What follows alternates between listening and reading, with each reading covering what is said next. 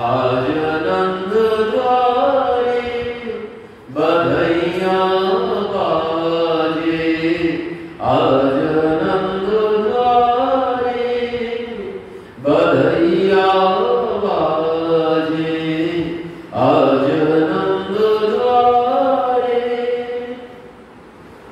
तो नंद महाराजेर महले तो खूब आनंद হচ্ছে। সেখানে নন্দ মহারাজ যারা এসেছে লালাকে দর্শন করতে, সমস্ত গোকুলবাসী তারা সবাই এসেছে। তো আজ নন্দ বাবা তাদের সবাইকে দান দিচ্ছে।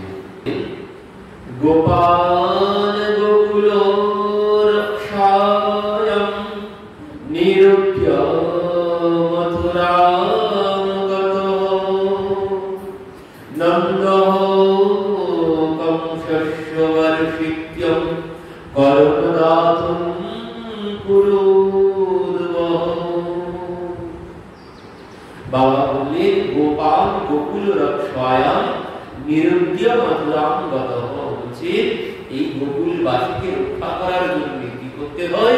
কংসের কারাগারে বাৎসরিক কংসের সভাতে কংসের কাছে আমাকে বাৎসরিক কর দিতে হয়, প্রতি বছর কর দিতে হয় এই গোকুলবাসীকে রক্ষা করার জন্য।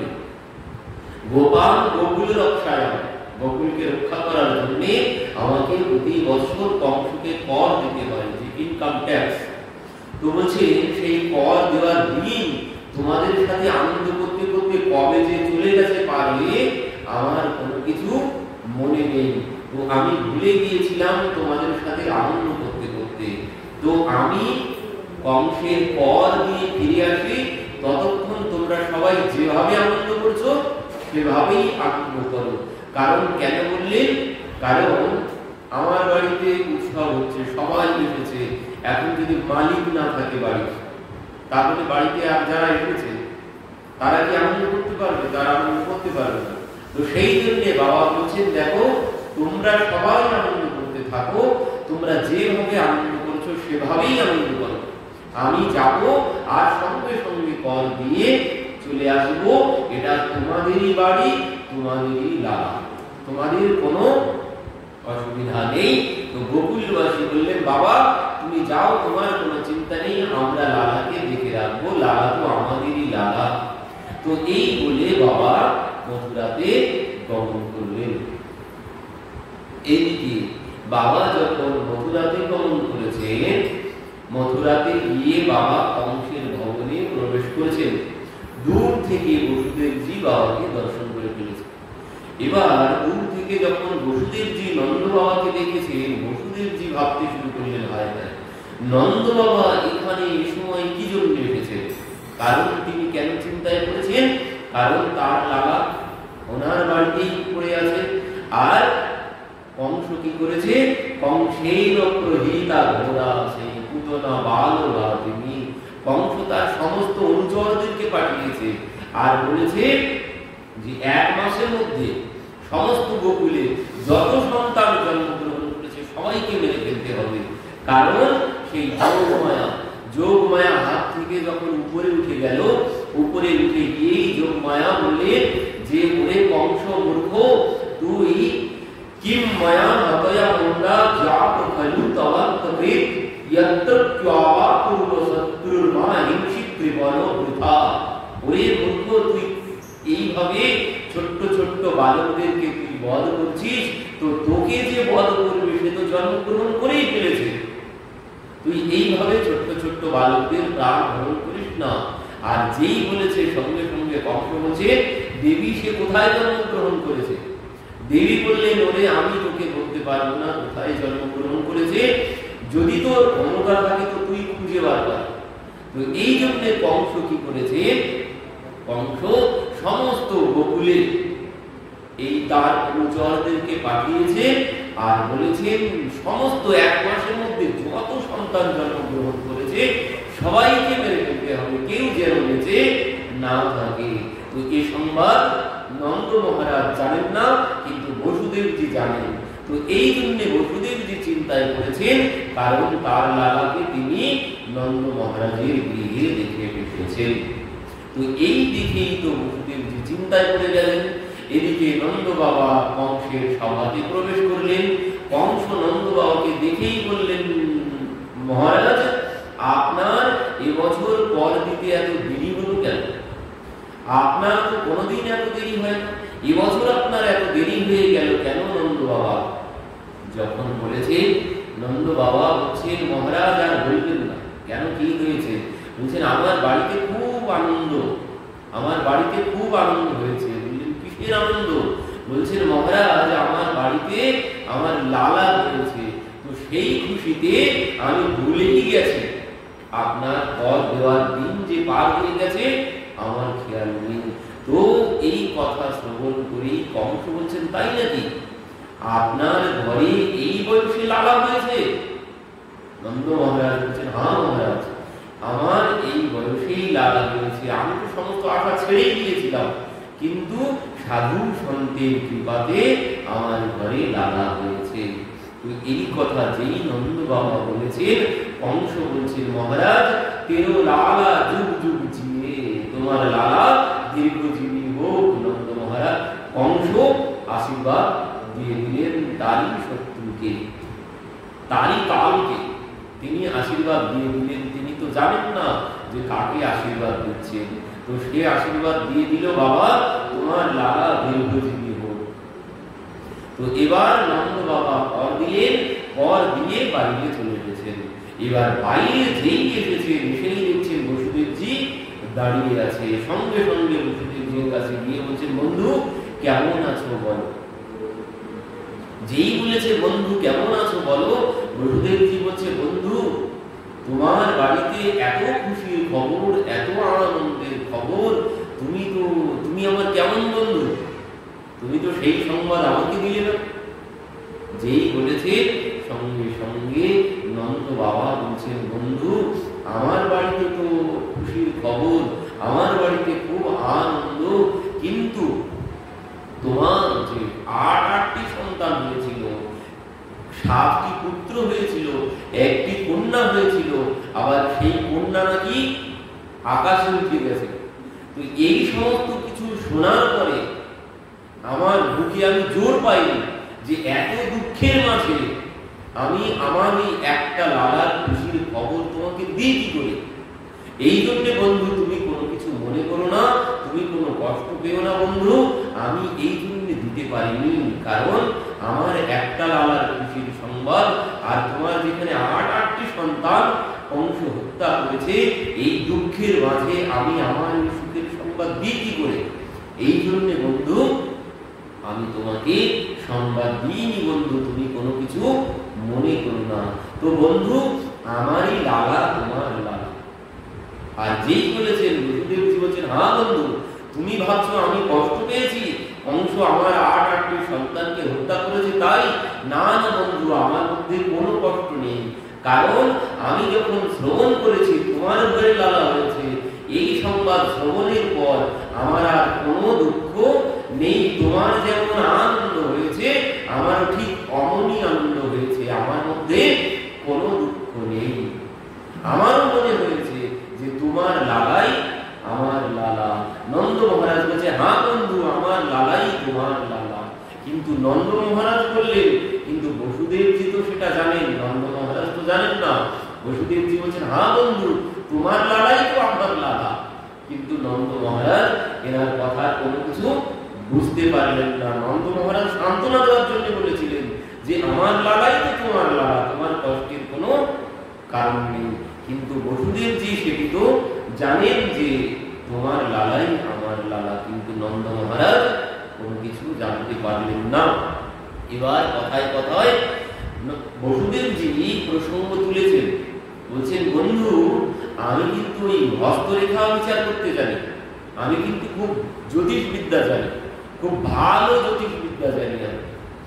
এই বলতেই সঙ্গে সঙ্গে নন্দ বাবা বলছেন, তাই নাকি বন্ধু? তো বলো তাহলে আমার হাতের রেখা বিচার করে তুমি বলো আমার লালার ভাগ্য কেমন। এই কথা যখন বলেছেন বসুদেবজি বলছেন, বন্ধু তোমার হাতের রেখা দেখতে হবে না, তোমার ললাটের রেখা দেখি আমি বুঝতে পেরেছি। কি বলছে? তোমার ললাটের রেখায় আমি এখন যা দেখতে পাচ্ছি, তুমি এখানে আর এক মুহূর্ত দেরি করো না। কেন? বলছে তোমার ওদিকে খুব বড় বিপদ আসতে চলেছে তোমার গৃহে, তুমি এখানে আর এক মুহূর্ত দেরি না করে গৃহে ফিরে যাও। আর এই কথা শ্রবণ করে হরিম জগম শরণম উৎপাত গম সংকিত, তিনি ভগবানকে স্মরণ করতে করতে ছুটতে শুরু করেছেন। হে নারায়ণ, হে নারায়ণ, তুমি আমার লালাকে রক্ষা করো, হে নারায়ণ, তুমি আমার লালাকে রক্ষা করো। এই বলতে বলতে নন্দ বাবা ছুটতে শুরু করেছেন। নেহাস্তেহম বহুতিথম সন্তি উৎপাতশ্চ গোকুলে হরিম জগম শরণম উৎপাতাগম সংকিত। নেহাস্তেহম বহুতিথম সন্তি উৎপাতশ্চ গোকুলে, মানে নানান রকমের বিপদের আশঙ্কা করতে করতে তিনি ছুটতে শুরু করেছেন। আর বলছেন, হে নারায়ণ, তুমি আমার লালাকে রক্ষা করো। তো এই বলতে বলতে বাবা ছুটেছেন, কিন্তু বাবার আসার আগেই কংসেন প্রহিতা ঘোরা পুতনা বালগাতিনী শিশুস্বাকারণে ঘৃণন্তি পুরগ্রাম ব্রজাদিষু। বলছেন সেই নন্দ বাবা আসার আগেই পুতনা মাসি গোকুলে এসে উপস্থিত হয়ে গেছে। এবার পুতনা মাসি গোকুলে যখন এসেছেন, তিনি গোকুলের পথ দিয়ে যেতে যেতে নন্দ মহারাজের গৃহে শুনতে পেলেন, নন্দকে আনন্দ ভাই জয় কনৈয়া লাল কি, হাতি দিনো ঘোড়া দিনো और দিনো পালকি, নন্দকে আনন্দ ভাই জয় কনৈয়া লাল কি। এই গান হচ্ছে। তো এই শ্রবণ করে পুতনা ভাবলেন, তাহলে এখানেও কোনো লালার জন্ম হয়েছে, কোনো সন্তানের জন্ম হয়েছে, তার জন্যই এখানে এত আনন্দ হচ্ছে, এত গান বাজনা, এত কিছু হচ্ছে। তো পুতনা ভাবলেন, তাহলে আমি যে কাজে বেরিয়েছি, তো আমার সেই কাজ আমি আজ এই গৃহ থেকেই শুরু করব। তো এই ভেবে পুতনা কি করেছেন, নন্দ বাবার গৃহের সম্মুখে পথে পুতনা দাঁড়িয়ে আছেন। তো পুতনা ভেবেই পাচ্ছেন না যে ভিতরে যাবেন কি করে।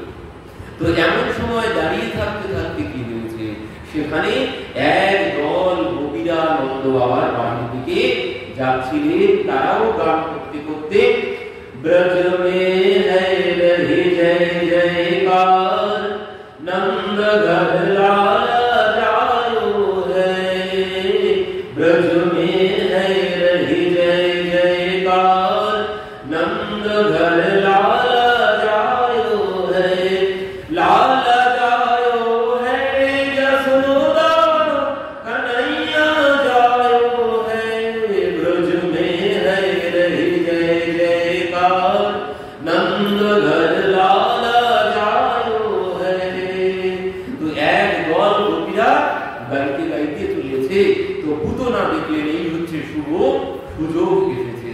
তো পুতনা কি করেছিলেন, তিনি আগের থেকেই তার মায়ার দ্বারা লক্ষ্মী দেবীর মতো রূপ ধারণ করে ওখানে পথের মধ্যে দাঁড়িয়েছিলেন। যখন দেখলেন গোপীরা গান গাইতে গাইতে চলেছে নন্দ মহারাজের দিকে, তো এও ওদের সাথে চলতে শুরু করলেন, ওদের সাথে গাইতে শুরু করলেন। তো গাইতে গাইতে পুতনাও নন্দ মহারাজের গৃহে গিয়ে উপস্থিত হয়ে গেছেন। এবার নন্দ মহারাজের গৃহে যখন পুতনা গিয়ে উপস্থিত হয়েছে, সবাই তো পুতনাকে দেখে অবাক হয়ে গেছে। কারণ সুখদেবজি বলছেন, গোপ্য শ্রিয়ম দৃষ্টু বিবাহতম পতিম, যেন মনে হচ্ছে স্বয়ং লক্ষ্মী দেবী পতিকে ছেড়ে একা একা চলে এসেছেন নন্দ মহারাজের লালাকে দর্শন করার জন্য। তো এই দেখে, কারণ লক্ষ্মী দেবীর মতো রূপ ধারণ করেছেন, তো এই জন্য সবাই ওনার মুখের দিকে ভাব করে তাকিয়ে আছে। এবার কি হয়েছে, পুতনা আস্তে আস্তে মায়ের সম্মুখে গিয়ে উপস্থিত হয়েছেন। মায়ের সম্মুখে যখন গিয়ে দাঁড়িয়েছেন, দাঁড়িয়েই বলছেন, আরে বেহেনা বাধাই হো বাধাই হো বাধাই। বলছেন, বুढ़ापे में तेरो लाला भयो है, मैं तो सुन के मैं तो खुशी के मारे बाबरी है गई। বলছেন, বুढ़ापे में तेरो लाला भयो है, বুড়া বয়সে, এই বৃদ্ধ বয়সে তোর পুত্র হয়েছে। मैं तो सुन के बाबरी है गई, আমি তো পাগল হয়ে গেছি। এই কথা, এই সংবাদ শ্রবণ করে বলছেন, তোর লালা কোথায় আছে? আমি তো সমস্ত বলছেন ঘর के सब काम धंधो छोड़ छाड़ के तेरे लाला को देखने चली आई।